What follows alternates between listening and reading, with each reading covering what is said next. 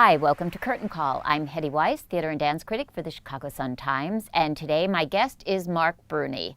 You probably know his name from directing Old Jews Telling Jokes, which was at the Royal George Theater for quite a while. He's now here to direct Sound of Music at Lyric Opera, which has already been extended and hasn't even opened. And he is the director of Beautiful, the Carole King musical, which is now a big hit on Broadway. Welcome, Marc. Thanks for having me. You're welcome. Let's get to the show at hand, which is The Sound of Music. And I'm wondering, why doesn't this show seem to suffer from overexposure?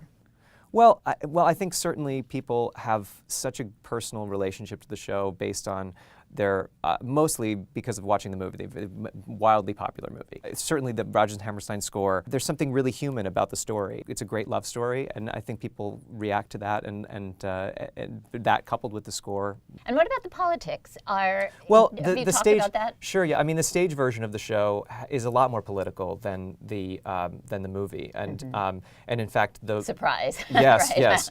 The book writers of the musical, Howard Lindsay and Russell Crouse, were very concerned with making sure that the politics of the time were as included as possible in the stage version. In fact, they are not very big fans of the movie. There's two songs that are not in the movie, How Can Love Survive and No Way to Stop It, which we are doing in our production, which you have to do in all stage productions moving forward from now. I think it makes it a much more gritty piece.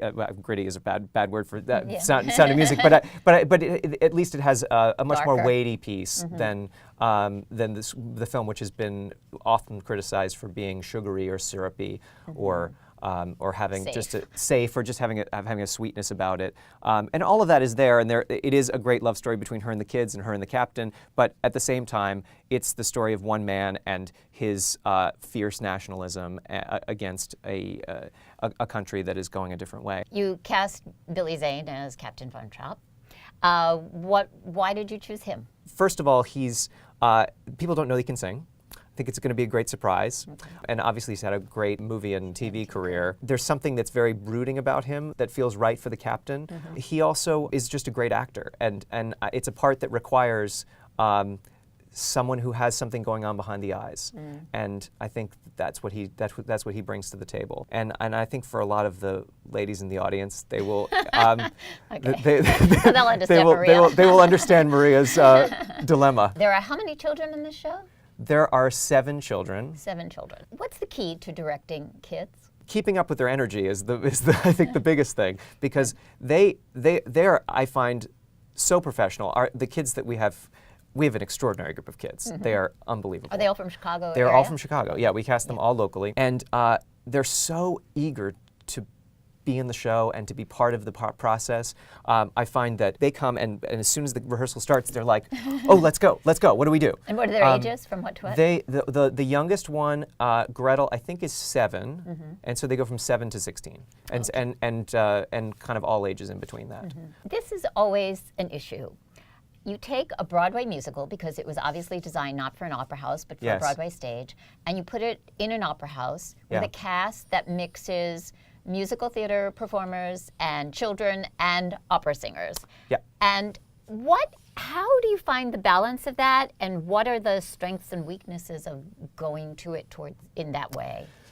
Well, I think Sound of Music is kind of uniquely suited for being done in an opera house. I don't know of any other musical that starts with 4 minutes of part singing in Latin as the opening of the show. Right. So to have an opera chorus to be able to do that, and then to have parts that were really written for legit voices. Nowadays, because of the way that budgets work, you could never do Sound of Music with the original Robert Russell Bennett orchestrations with a 37-piece orchestra. But you have that at the opera house. But we have that at the opera house. So to be able to have those resources that only an opera company can provide, enhance the music and allow the music to be heard in a way that it can't be heard anywhere else. The opera house stage, it is a big space. It's not a black box. It's not a black box. Yep. And did you have some ideas about how to fill it, about maybe a different approach, or you're a designer? Sure, yeah. Well, we've got a great design team. Michael Jurgen is designing the production for the opera. And when we talked about this at the beginning, we just talked about the idea of the mountains being omnipresent and having the scale of that be surrounding, but also to make sure that there's a lot of the show that is a two-character scene, right. and that it's kind of in one. And so to make sure that the scale of the set doesn't dwarf that was kind of part of our feeling of that. Right. And so hopefully that will come across, and just keeping things downstage. What was your first exposure to this? Was it the movie? Well, my first exposure was certainly the movie. I mean, I saw the movie as a kid, and we used to watch the movie. I don't think I ever saw it in the theater. I think on TV I saw it. video. Yeah, I think I saw it on video for the first time. But I haven't seen it in a while, and I have purposely not tried to see it because I think the stage version is all its own thing, and it's important to just take the cues from the script of that, rather than trying to replicate the movie in any way. Right.